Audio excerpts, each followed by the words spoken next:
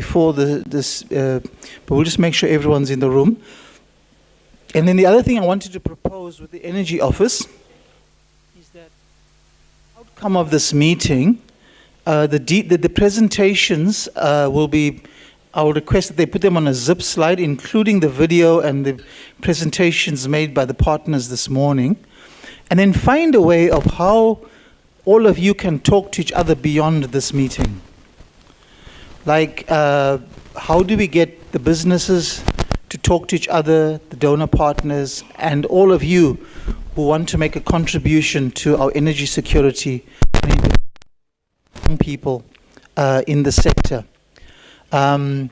So, ladies and gentlemen, I'm sure some of you had some questions. By the way, I'm just checking, do we have a roving mic? Do we have one? Okay, and then just before we do that, there's a housekeeping. All of you are parked in the ICC. You've got a parking ticket that you have with you. There is a young lady who has the ticket. Her name is Ruby there. She's waving at the back. She's got the ticket that helps to get you out. So the ticket that you came in with the parking, you need a second ticket. You scan both of them to leave the premises. Lungi is from the Energy Office. She's sitting at the back there. Lungi, just say one more time. We can see you. Okay, she is at the back there. She will give you the parking ticket so you can, your parking is paid for. So ladies and gentlemen, I'd just like to, before we get our next speakers, are there any burning questions to the CEO of the center, to Mr. Ngubane, to Nokuthula, and to Mr. Mate who spoke this earlier? Any questions? And also, I mean, I think it'll be very useful that all the companies that are here to also, I know that SPOO has your database, but it'll be very useful to us to keep sharing information, because another important part of the journey that we're going to go into now is to really account to you how the city is doing on the independent power producers, but also to get some lessons learned from our international partners, in particular GIZ.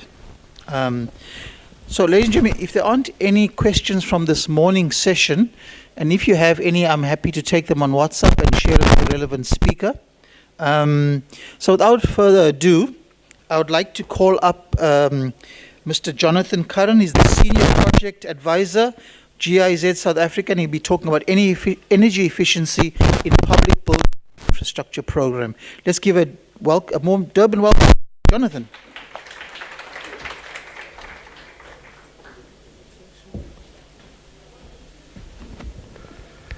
Good morning, Sanbonani. Just waiting for the presentation. Great, thanks. So there were actually going to be three of us here this morning, myself and some colleagues from DMRE, but unfortunately they had other commitments, so they weren't able to come down today. So they've asked me to present a few of their slides. So rather than having three presentations, I've actually condensed it a little bit, because if I did three presentations, it'll be a long one. So the Energy Efficiency in Public Buildings and Infrastructure Programme, it's a DMRE initiative. So let me just go through. So they're leading the programme. GIZ is providing some technical assistance through some mitigation action facility funding. So I'm just going to give a few slides that the DMRE sent me, which is just providing some of the context of their National Energy Efficiency Programme. So the post-2015 National Energy Efficiency Strategy, this aims to contribute to the achievement of energy security in South Africa through scaling up energy efficiency interventions and focusing on developing and improving the energy efficiency market in South Africa. And a key element is promoting energy efficiency as a first fuel in driving a balanced and socially inclusive and environmentally sustainable economic growth and boosting job creation. And that is absolutely critical as well as part of it. And then it's providing opportunities to facilitate increased, affordable, good quality, energy efficient technologies in the market. We need to start promoting technologies. We need to start promoting investment in technologies as well. And then sharing knowledge and best practice. And we can't keep operating in isolated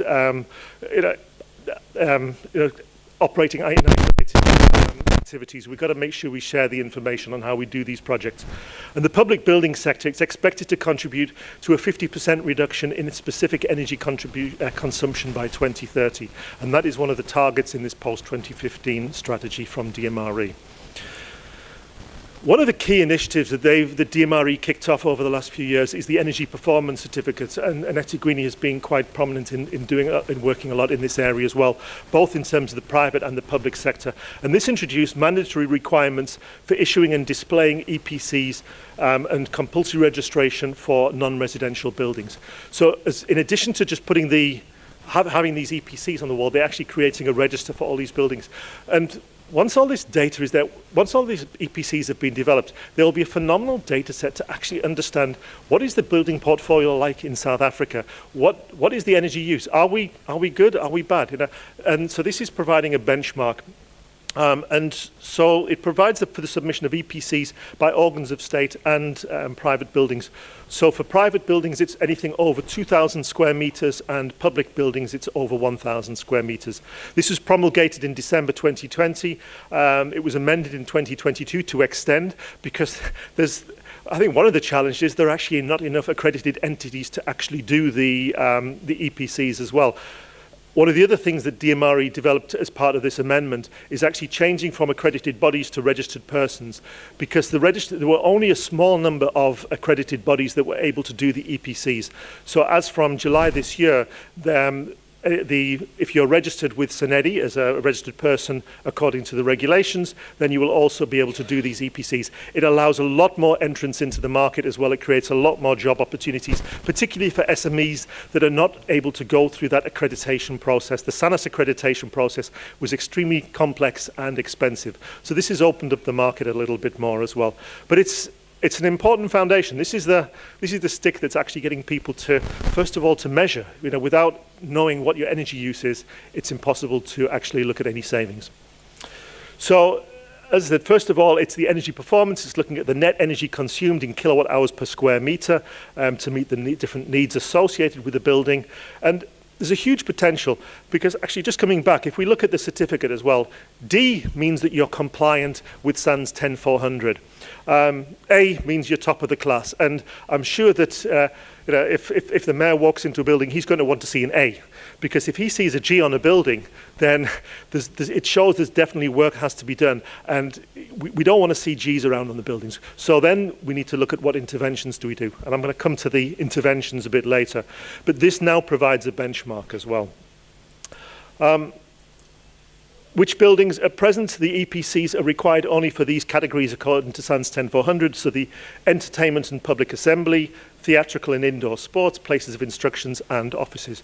Yeah, and I know that Etigwini itself has actually been doing a lot of work on this, and actually been carrying out the EPCs on a number of its buildings as well. So I think over the coming year we'll see a lot more of these appearing on the doors of the public buildings. And then we can see how well we're doing, because at the moment we don't have a benchmark. So this is actually a really important foundation. It's a very good initiative from DMRE. So that's a little bit of the overview. Then I'm going to come to the program that we're supporting DMRE and also working with Etigwini on. This is the Energy Efficiency in Public Buildings and Infrastructure Program, the EBIP, lovely long acronym. The overarching project goal is reduce GHG emissions in South Africa by catalysing an energy efficiency transformation within the public sector environment through the mitigation of investment risks and the provision of technical support. It's a lovely long title. What does it actually mean? Basically, what we're trying to do is actually implement large-scale projects within public sector buildings and infrastructure. And that's really what it's about. There's so many opportunities here.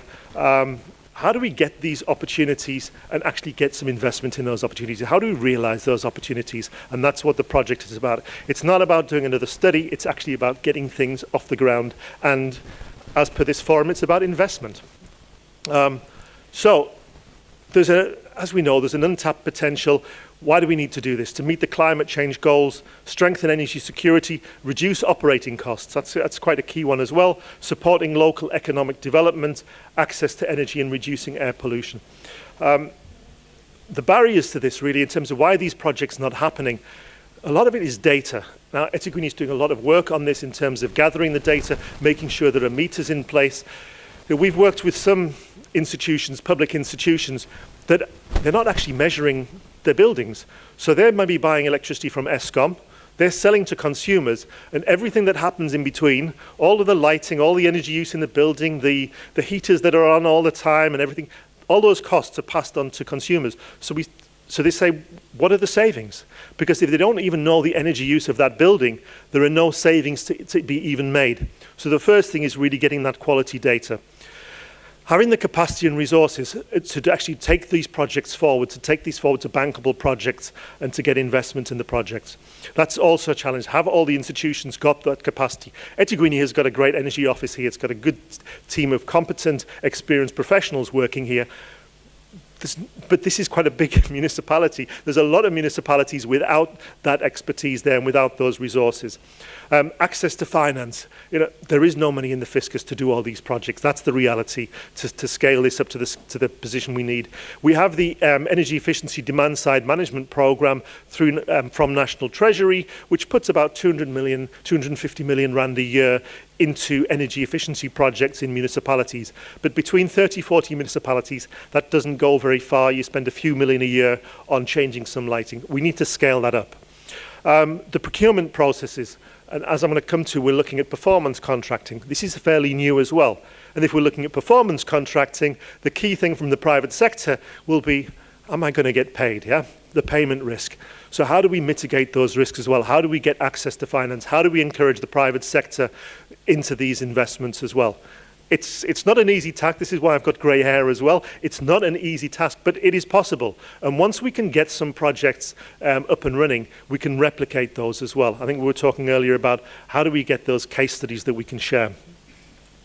So, the landscape. There's a lot going on in the public sector energy efficiency landscape. We've got institution-led initiatives. We've got the EDSM program. We've got the performance certificates, various donor-funded initiatives. We've got this Just Energy transition with a theoretically very large pot of money available to enable this transition. How do we access some of that for these types of activities? We've got National Public Works has got their Integrated Renewable Energy and Resource Efficiency Programme, and then we've got this EBIP programme as well we're talking about now. So there's a lot happening, but one of the things that DMRE is doing is trying to integrate these things. So whenever there's been some work on the energy performance certificates regulations, they've brought the EBIP team along as well to say, okay, institutions, here's the stick, you have to do this. But here's a carrot, we can actually help you now to actually implement some of these activities as well. So they're bringing a strong integrated approach. The objectives of EBIP is facilitating the reduction of energy consumption in the public sector buildings and infrastructure, supporting capacity development and increased awareness for public sector entities on best practice energy management. We've got to have those systems and processes in place. If we come along with a project and there's no institutional capacity and expertise to manage that project, it's going to fall over. So we have to have those things in place. Big one here, and this is what it's all about, is leveraging private sector investment to implement these opportunities using energy performance contracting models. There is some experience in South Africa on performance contracting in public sector. Some good, some bad. There's been some challenges on some of those projects. Some of them have worked as well. The Western Cape Province have been doing this for a while on some of the hospitals. National Public Works have done some, and a few of the municipalities have done some here and there as well. So we want to see how we build on that and develop some standard processes and templates so we can take it forward. And really the last one is creating an enabling environment for job creation and local economic development. And I remember a number of years ago, I came to eThekwini when we were looking at the initial conceptualization of this project 5-6 years ago. And we actually met with the CFO of the Muni then.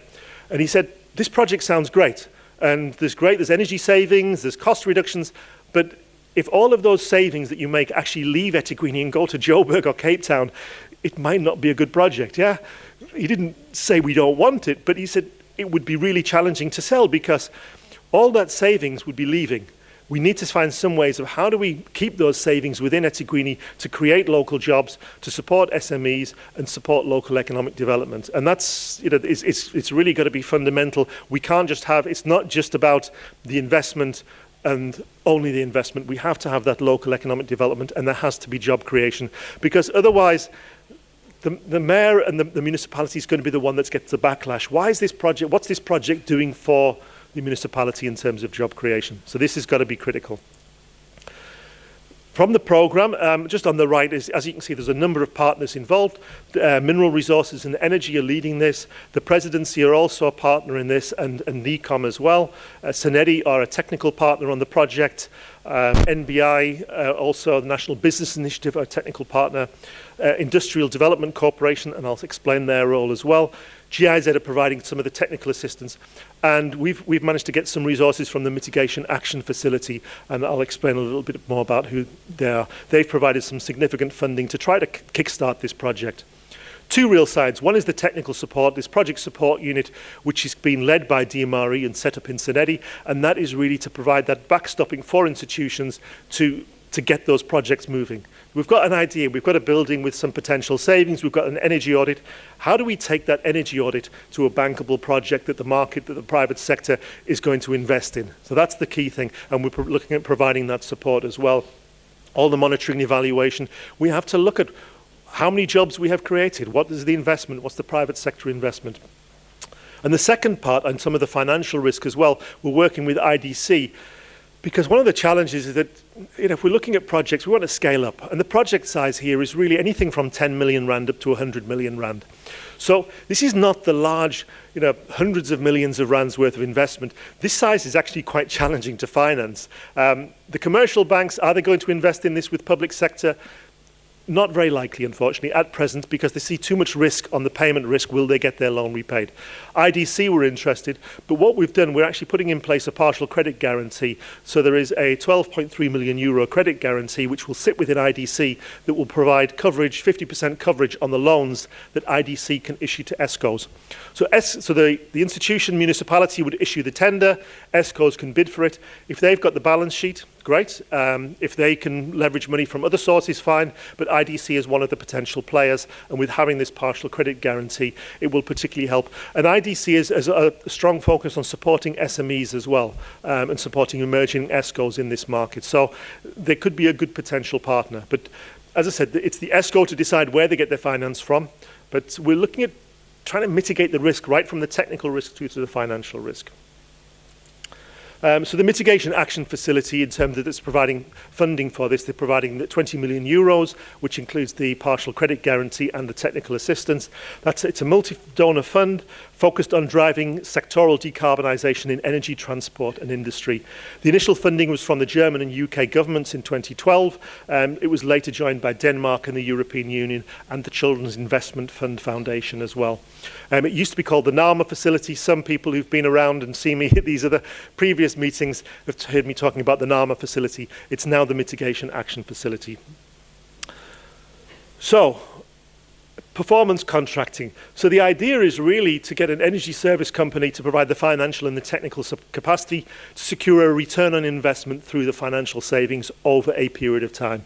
So projects can be implemented by these entities working through this performance contracting model. The ESCO brings the finance for the capital investment. Actually, one thing DMRE have done is through the EDSM program, which is under the Division of Revenue Act, they have allowed municipalities to use some of this DORA funding under EDSM for actually the project preparation, for putting in meters, for doing training, for doing energy audits. So, and also, municipalities can use some of that money as a capex contribution. So if you've got a 30 million rand project, theoretically, a municipality could put 3 million in from EDSM, which brings it puts some skin in the game from the municipality. It reduces the risk, and it shows the ESCO, it just balances things out a little bit by putting some more money in there as well. So there's a number of pieces to the puzzle that we're still putting in place, but there's a lot, the foundations are there now. The public entity will pay the ESCO monthly fee equal to or less than the financial savings from the actual reduced energy use. And after a defined period of time, when the ESCO has repaid been repaid the capital and the return on investment, the contract will expire and the public entity will recoup the full benefits of the savings. They could actually extend the contract on a maintenance contract and some sort of performance maintenance contract if it's working well. And we've seen that within some institutions as well, where we say, okay, the capital's been repaid, but it's actually working quite well with this private sector entity doing the maintenance. So there's a number of opportunities there. So in terms of the program, it's looking at municipalities, provinces and state-owned entities, buildings, wastewater treatment plants, public lighting, And it can be a range of technologies. It's a technology agnostic program. It doesn't say you have to use X, Y, Z. It's got to be obviously best practice, commercially available technologies, but whatever is appropriate for the particular intervention. In terms of the support that our program's providing, so first of all, the first phase is quite high-level awareness raising, so working with different public sector entities, and so events like this. But also in about a month's time, there's DMRE have planned a large public sector energy efficiency summit, bringing together a couple of hundred municipalities and provinces to Etigwini, to the ICC, because Etigwini is one of our leading partners. So we're hoping to hold this next month, where we'll bring a lot of municipalities together to launch the project officially and also try to get a pipeline of projects. That's one of my main targets, is really getting that pipeline of really bankable projects, because there's lots of ideas out there, and how do we now convert them? So the second stage is really, once an institution has come on board, is looking at the projects, data review, developing concept notes, and then supporting the institutional development as well of that organization. From there, supporting them on business case development, pre-feasibility report, looking at the technical, socioeconomic, legal aspects of the procurement, and then finally supporting them during the procurement and contracting phase, and then afterwards having lots of good case studies that we can share with other institutions to say, yes, it can be done. You know, with municipalities, we have to follow the MFMA. There's this Section 33 process which lots of municipalities run away from because it's complex. But we need to demonstrate that it can be done, and we need to share those experiences as well. There was an institutional assessment that was carried out with Etigwini. It's still a draft, and we're still working through with them on that. But that's based on energy management best practice, because we can implement this project, but if the institution hasn't got all of the right things in place, then the project may not succeed long term as well. So it looks at determining the institutional structure and the capacity, and then identifying the gaps. So it looks at energy policy. Where is the energy policy? What is the regulatory compliance within the institution? What's the organizational structures? What skills and knowledge are there? What's required? Do we require certified energy managers? Do we require people with CMVPs, with the measurement and verification professionals in there as well? So what is required within the institution? What information systems? As I said before, data is absolutely key to this. Without having the right data, we are going to struggle to actually get these projects identified and off the ground. What are the targets? You know, we need to see why are we doing this, and this is usually embedded within the policy as well. Communications, you know, here we've got lots of great communications going on as well. Investment procurement policy. Again, doing performance contracting is quite different for a municipality, for an institution. It's not your standard practice. So we need to see, you know, are they willing to go along this route, and how do we help them along the route as well? Yeah, and again, looking at the investment, how do we structure the investment in this as well? What's the best way of doing that? So in terms of the elements, we do the institutional arrangements, we do the assessment, we identify for the specific projects, and then we develop an action plan with all of those previous items and training requirements as well. Some of the training we can provide, some of them, so we will bring in some providers as well. Others we may be directing to specific training courses as well. And this is the sort of the results summary of an example which shows, okay, on the organizational structure, this institution is very strong, whereas maybe on the target setting, they haven't got any targets. Because if we're saying we're going to make these savings, well, is that even a target? Because we need to have that there which will drive it. And again, within Etigwini, we've got high-level buy-in. We've heard the mayor talking about the project. It's been spoken about quite a bit as well. And that high-level buying is important. So we'll do this analysis, and then we see where things are. So in terms of project participation, what do we want from a project that's come on board? Because as I said, there's a lot of institutions that say, yeah, this sounds great. Okay, have you actually identified your buildings and infrastructure? With some institutions, they don't have a full inventory of their buildings. They don't necessarily have plans. And again, this is one of the things with the energy performance certificates, which is great. It's forcing institutions now to make sure, oh, what is the energy use of that building? Have we got plans for it? No, okay, let's get some plans on the table. And once you've got that, then you can start building the projects. So first of all is having that full inventory list as well of what's there and what are the priority projects. And obviously the projects are going to be, if something comes up with a G, that's going to be a priority project because we don't want any Gs on the wall anywhere. And then we've got to have the data, as I said, and there has to be a willingness to follow this energy performance contracting model as well for procurement. That's critical. That's on the project side of things. Institutional readiness, there has to be an energy management committee in place as well. And it can't be operating just isolated amongst itself. It's got to link in with supply chain, with buildings, with procurement, with finance. It's got to be talking to all these other departments because otherwise, once the project gets moving, it's going to come to a standstill. So that energy management committee is critical. We need to see that before we even start supporting an organisation as well. And we've got some standard terms of reference. There's another GIZ programme, the Municipal Energy Management Systems programme. They've developed standard processes for energy management systems. So there are templates for energy policies, templates for energy management committees. So these can be adopted quite easily. So this is the thing, we need to